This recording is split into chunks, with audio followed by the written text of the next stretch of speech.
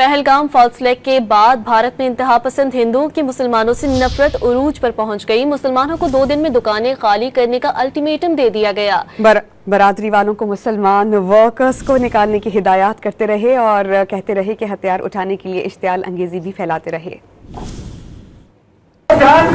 करके सुन ले, अगर उनकी दुकान में कोई भी बाहरी मुसलमान काम करता है तुरंत उनको अपने दुकानों से निकाल दे।